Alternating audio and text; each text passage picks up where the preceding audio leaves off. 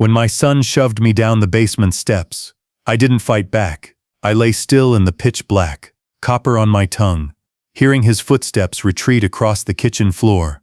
Above me, my daughter-in-law's laughter drifted through the boards. "Maybe now he'll finally understand," she said. 67 years old. My hip burned like fire. My wrist was broken, no doubt about that. But I stayed silent. No shouting, no pounding on the door. With my good hand, I slid my phone from my pocket and placed a single call. 3 words. That was all. "It's time, Marcus." Then I waited. You're probably asking yourself how a man ends up sprawled at the bottom of his own basement stairs while his son and daughter-in-law joke about it upstairs. To explain that, I need to start earlier. My name is Vincent Caruso. For the past 15 years, I've lived what most people would call a quiet retirement. I own a modest place in Cleveland. My days are simple: books, the gym, and every Sunday, a visit to my late wife's grave. At the local diner, I'm the gray-haired man in the corner booth who tips generously and keeps to himself. But I wasn't always that man. Anthony never knew who I had been before he was born. His mother, my Marie, knew everything. She's the one who made me swear I'd bury that life the moment our son entered this world. And I kept that promise. I cut all ties, changed my name, left the city behind and built something new. For 35 years, I was simply Vincent Caruso, husband, father, ordinary citizen. No one from before could find me. That was the agreement. Marie passed away 3 years ago. Cancer, quick and merciless. Anthony mourned for a few weeks before his wife Brittany began suggesting they move in. "You're alone now, Dad," he said. "Let us help. Besides, our apartment's cramped with the baby on the way." I should have recognized it then, but grief makes you blind. I missed Marie. I craved noise in the house again. That was my first mistake. They were settled within 2 months. In the beginning, it felt natural. I gave them the master bedroom and moved into the smaller room upstairs. Brittany played the part well, always asking if I needed anything. Anthony seemed almost nostalgic being back in the home where he grew up. Then Michael was born, and the tone shifted. "Dad, can you keep it down? The baby's asleep. Dad, we need your car today. Ours is acting up. Dad, Brittany's mom's staying a while. Could you move to the basement?" Each favor grew heavier. Each request carried more expectation. I agreed every time. They were my family. I didn't want conflict. I told myself this was grandfatherhood. Quiet compromise, steady sacrifice. About 6 months ago, small things started to bother me. Mail arriving in unfamiliar company names. Anthony closed his laptop the second I entered the room. Brittany wears jewelry far beyond their means. I may be older, but I'm not foolish. So I watched. I listened. I waited. One afternoon, Brittany was out shopping, and Anthony was at work while I cared for baby Michael. The desk in what used to be my study sat just a few feet away, one drawer slightly ajar. Inside, I found a quitclaim deed. My home was transferred to Summit Property Holdings LLC. At the bottom was my signature, a signature I never wrote. I stood there staring at the page, an icy weight settling behind my ribs. My own son had forged my name, my house, the one I paid for in cash 40 years ago, the one where I raised him, the one where Marie took her last breath. They were taking it right out from under me. I kept digging. More paperwork surfaced. A reverse mortgage application, also bearing my forged signature. They hadn't just transferred the deed, they'd borrowed against the property, $340,000. And the lender? Not a bank. A company called Apex Capital Solutions.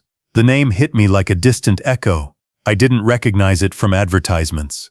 I recognized the men behind it. Before I became Vincent Caruso, I handled matters for individuals who preferred to stay invisible, the kind who don't list phone numbers, the kind who resolve disputes outside courtrooms. Apex Capital Solutions was nothing more than a shell for the Volkov organization. Russian, efficient, ruthless. Not the sort of outfit you approach for a loan unless you're either cornered or foolish.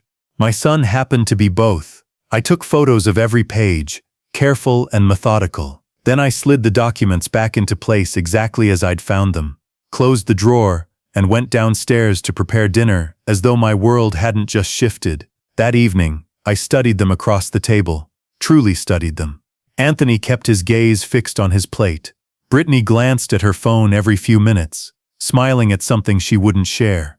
Baby Michael chattered from his high chair, blissfully unaware of the decay building around him. "Dad," Anthony began, nudging his food without eating it.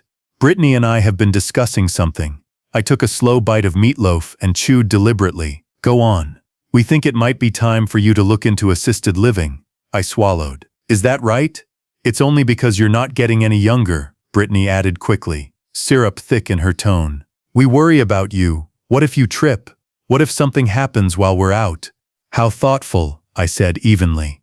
"There's a great place in Akron," Anthony continued. "We've done some research. They've got medical staff, social events, everything you'd need." I set my fork down. "And what would something like that run?" They looked at each other before answering. "Well, that's the point, Dad. With the equity tied up in this house, we could make it work." "In our house," Brittany corrected smoothly, though her expression tightened for a split second. "Anthony grew up here. It's his home too." I placed my fork neatly beside my plate. "I understand. That conversation happened 3 months ago. After that, the atmosphere changed. Gradually, I became a guest in the place I'd owned for 4 decades. Friends were no longer welcome. If I wanted to sit in the living room, I had to check first." Brittany found fault in everything. The sound of my breathing, the time I spent in the bathroom, the simple fact that I occupied space she preferred to claim. Anthony started coming home later and later, sometimes drunk, sometimes angry. 2 weeks ago, he slammed me against a wall because I'd accidentally woken the baby. The bruise on my shoulder bloomed dark and wide, about the size of a grapefruit. Last week, Brittany mistakenly served me something she knew I was allergic to. I spent the night under fluorescent lights in the emergency room, while she offered thin apologies and claimed it slipped her mind. But I saw her eyes. They didn't just want me relocated, they wanted me erased. And that brings us to tonight. Dinner felt brittle from the start. I made a pot roast, Marie's recipe. It was Sunday, 3 years to the day since she'd died. That morning, like every Sunday, I stood at her grave and spoke to her, told her I was sorry. Sorry for what our son had become, sorry for not stopping it sooner. "This is dry," Brittany muttered, letting her fork hit the plate with a sharp clang. "Honestly, Vincent, can you do anything properly?" She'd stopped calling me Dad 2 months earlier. "I followed Marie's instructions," I replied calmly. "Well, Marie's gone," she shot back. "Maybe it's time you faced that and moved on." Anthony shifted in his chair. Even he seemed unsettled by that one. "That was unnecessary," I said evenly. "Unnecessary?" Brittany shot to her feet. "You want to talk about what's unnecessary? Sitting in this house all day doing nothing, eating our groceries, running up the bills. Your house, your groceries," I corrected calmly. Interesting phrasing. Anthony's eyes hardened. "What's that supposed to mean?" I could have let it go. Maybe I should have. But something inside me had worn thin. I was exhausted. Exhausted from being diminished in my own home. From watching my son turn into a stranger. "It means I'm aware of Summit property holdings," I said. "I've seen the quitclaim deed with my forged signature. I know about the reverse mortgage, and I know exactly who provided that loan." The blood drained from Anthony's face. Brittany, however, found her composure quickly. "You went through our stuff?" she snapped. "My belongings," I replied. "Inside my house, the one you're attempting to take." Anthony surged to his feet so abruptly his chair crashed behind him. "You don't get it, Dad. We were going to explain everything." "Explain what?" I asked quietly. "Why did you falsify my name? Why did you take $340,000 from the Russian mob? What did you need that kind of money for, Anthony?" Brittany's expression twisted, all pretense gone. "You sanctimonious old bastard. You sit there acting superior. Do you have any idea what it costs to raise a kid? To survive out there? For what?" I pressed. "The jewelry? Gambling debts? What was worth selling my home out from under me?" "It's not your home anymore," Anthony shouted. "The deed's recorded. It's finished. And you'll never prove the signature's fake. Who's going to take the word of some senile old man?" That's when he shoved me. I was at the top of the basement steps when it happened. He planted both palms against my chest and drove forward. Hard. I went backward into empty air. 13 steps. I remember each one in flashes. Impact, spin, impact again, until I crumpled at the bottom in a twisted heap. Pain exploded everywhere at once. My hips screamed. My wrist bent wrong. My ribs felt like they'd shattered. From above, Brittany's laughter drifted down. Maybe now he'll finally understand. Is he dead? Anthony asked, uncertainty creeping into his voice. Who cares? Grab the baby, we're leaving. Footsteps, the slam of the front door. Silence. I lay there in the dark, breathing through it, assessing. Hip, possibly fractured. Wrist definitely broken. Ribs bruised, maybe cracked. Warm blood trickled from somewhere along my scalp, but I was conscious, and I was furious. With my good hand, I pulled out my phone and dialed a number I hadn't touched in 35 years. Marcus answered. Before the second ring, well, I'll be damned, Vincent Caruso. Thought you were 6 feet under. Not today, I said. It's time, Marcus. A pause on the other end. Are you certain that door doesn't swing halfway? I'm certain. Talk. So I did. The house, the forged deed, the reverse mortgage, the money from Volkov. Anthony and Brittany positioned me to look incompetent, or worse. When I finished, there was a beat of silence. Then Marcus chuckled low. Your kid borrowed from Alexei Volkov. That's not just reckless. That's suicidal. I'm aware. I'll start making calls. Stay where you are. The line went dead. I let my head rest against the concrete. The pain was sharp, but I've endured sharper. In my previous life, broken bones weren't accidents. They were occupational hazards. That's the part Anthony never knew. The father who showed up to Little League games, who never missed a parent-teacher conference. That man was real, but he wasn't the whole story. Before Anthony, before Marie, I carried a different name. I handled things that would keep my son awake at night if he ever heard them. I was what they called a cleaner. When something or someone needed to vanish, I made it happen. I worked for the DeMarco family out of Newark. 20 years. Never arrested. Never questioned. Never traced. I was a shadow. Then I met Marie. She gave me a choice. That life or her. I chose her. DeMarco released me because I'd been loyal, because I'd earned him fortunes, and because he respected a man who would abandon power for love. I became Vincent Caruso. Honest job. Marriage. Fatherhood. 35 quiet years. No one from that world knew where I'd gone. No one except Marcus. He'd been my partner back then. The only man I ever fully trusted. When I walked away, he stayed and climbed. Last I heard, he controlled most of DeMarco's East Coast interests. The favor I'd just called in had been waiting 3.5 decades. All that remained was patience. At some point, the pain dragged me under. When I opened my eyes again, pale sunlight was spilling through the basement window. Morning. I tried to shift and instantly regretted it. My phone screen glowed in my hand. 6 missed calls. All from Anthony.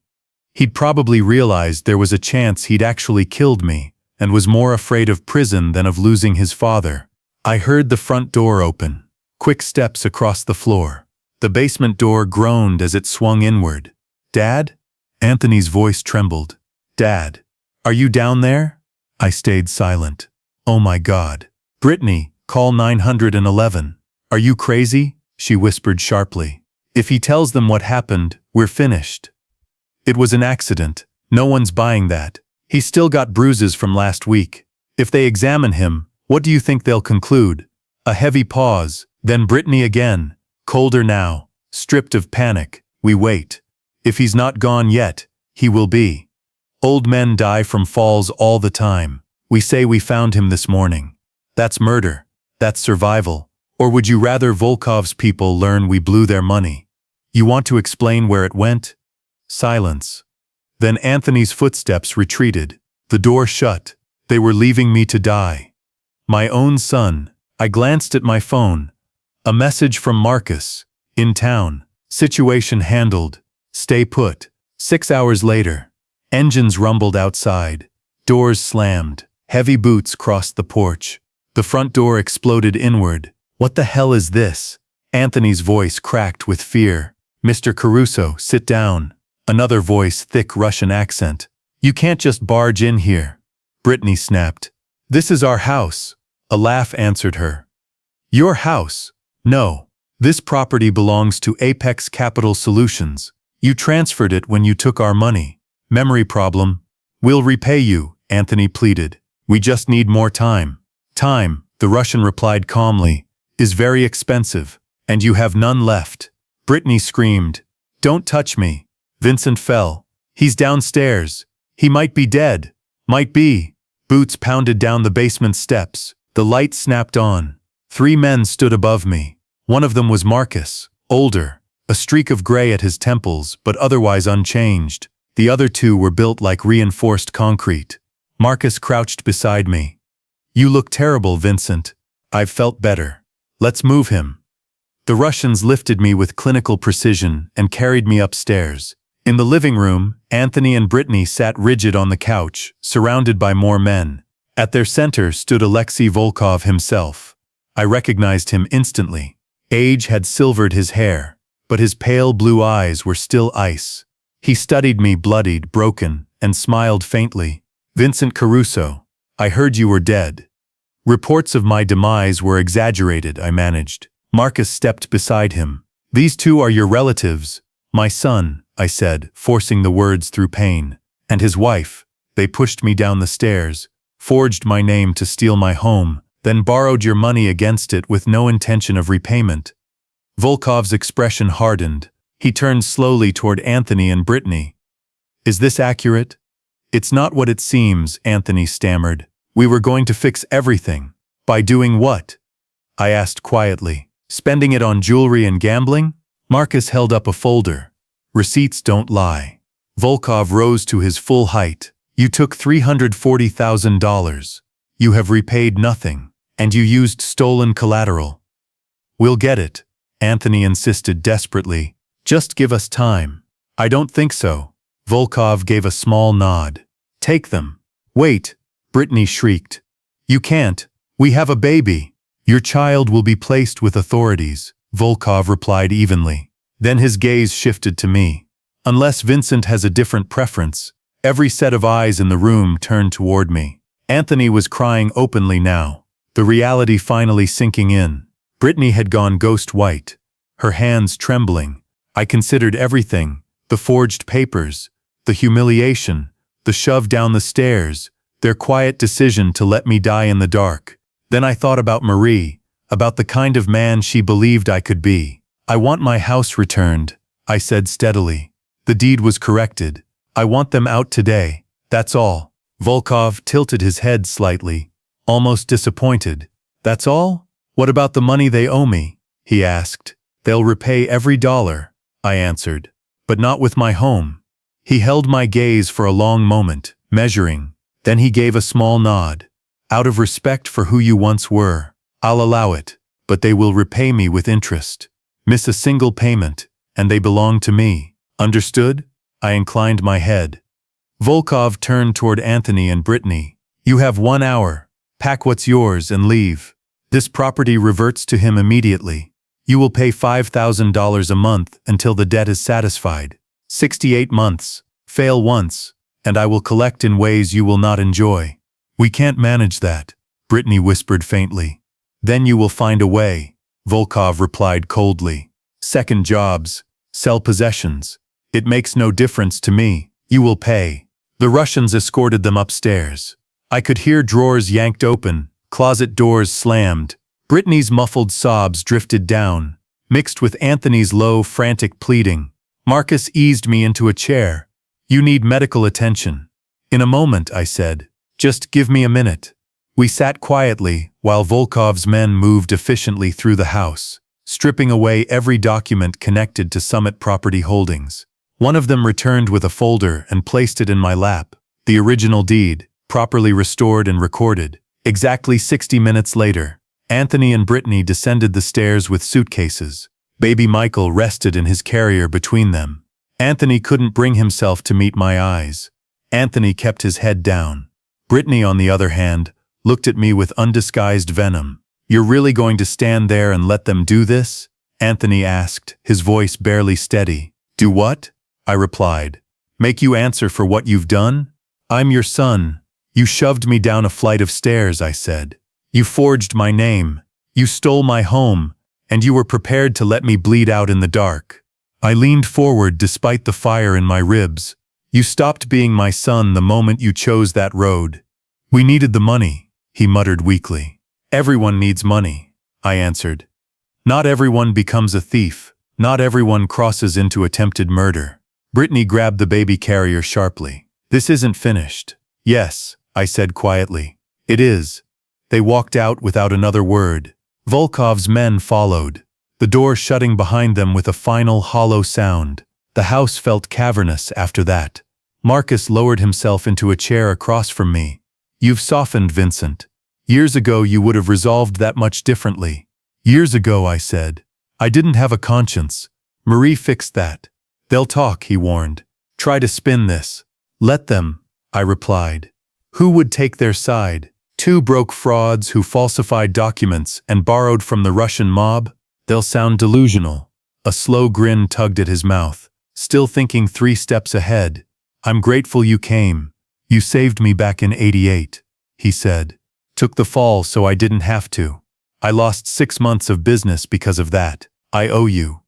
We're even now, I said. We are. He rose to his feet. Go get that hip looked at. And Vincent, stay retired. The world's uglier than it used to be. You wouldn't enjoy it. I have no intention of returning, I said. This was the only exception. Good. He moved toward the door, then hesitated for just a second before stepping out. You think your son will learn from this? Marcus had asked. I don't know, I'd answered, and it's no longer my burden. After he left, I remained seated in the stillness of my house. My hip throbbed relentlessly. My wrist had swollen twice its size. My head pounded in steady waves. I likely had a concussion, but I was home, truly home for the first time in 2 years. Eventually, I called for an ambulance. At the hospital, they ran scans and x-rays. Fractured hip, clean break in the wrist, 3 cracked ribs, mild concussion. The doctor asked how it happened. I fell down the stairs, I said. You shouldn't be alone, he replied gently. Is there a family who can stay with you? No, I told him. There isn't. They kept me for 3 days. When I returned, the house was immaculate. Too immaculate. Every trace of Anthony and Brittany had been erased. The scuffs along the hallway wall had been repainted. Their belongings were gone. It was as if they had never lived there at all. On the kitchen table sat a single note in Marcus's familiar handwriting. The nursery furniture is in storage. When you're ready, give it to someone who deserves it. M. I stood in what had been prepared as a nursery, steadying myself on a cane. That room was meant for Michael, my grandson, but he was being raised by 2 people who had chosen greed over decency, who forged signatures, who were willing to let an old man die in silence. Maybe hardship would change them. Maybe the weight of monthly payments to Volkov would force responsibility onto their shoulders. Or maybe not. Either way, it was no longer mine to fix. I sold the nursery set to a young couple down the street, expecting their first child. With the money, I bought fresh flowers for Marie. I broke my promise, I told her headstone softly. I reached back into that world, but I had to. I hope you understand. A breeze stirred through the cemetery trees, leaves whispering overhead. I chose to believe that was her answer. That was 6 months ago. Anthony and Brittany have been making their payments to Volov. I know because Marcus keeps me updated. They're juggling multiple jobs, living in a cramped apartment, scraping by, but they're paying what they owe. They haven't tried to reach out to me. I haven't reached out to them. Sometimes in the quiet hours, I wonder if I should have handled it differently, if I should have been gentler, more forgiving. But then I press my hand against my hip and feel that permanent ache. I remember lying at the bottom of those stairs, hearing their laughter drift down, hearing them talk about what they would do when I was gone. No, I did what had to be done. I'm 78 now. I've lived long enough to know the difference between anger and necessity. I've done terrible things in my life. I've done good things too. I raised a son who eventually became someone I didn't recognize. I loved a woman who once saved me from myself. And I learned something most people don't understand. Sometimes the quietest men are the most dangerous, because we're quiet for a reason. We're quiet because we know exactly what we're capable of. Last week, I saw Brittany at the grocery store. She noticed me first. I froze, then turned and walked the other way. Her cart was full of store-brand labels and discounted meat. She looked exhausted, older than her years. I didn't feel satisfied. I didn't feel vindicated. I felt nothing, and that told me everything. Some people believe family means unconditional forgiveness. That blood should excuse any betrayal. Those people have never been pushed down the stairs by their own child. I live alone now. The house is mine again. My routines are steady. My life is quiet. Every Sunday, I visit Marie and tell her about my week. I don't have a family anymore, but I have peace. And at my age, peace is worth more than any inheritance, any apology, any second chance forced where it doesn't belong. If this story moved you, consider subscribing to A Father's Wrath and turning on the notification bell. Every week, we share powerful stories about betrayal, justice, boundaries, and the strength it takes to choose peace over pressure. Leave a comment below. Do you believe family should always be forgiven, or are there lines that should never be crossed? Your perspective might help someone wrestling with that very question tonight. Thank you for reading. Protect your peace, guard your dignity, and never mistake silence for weakness.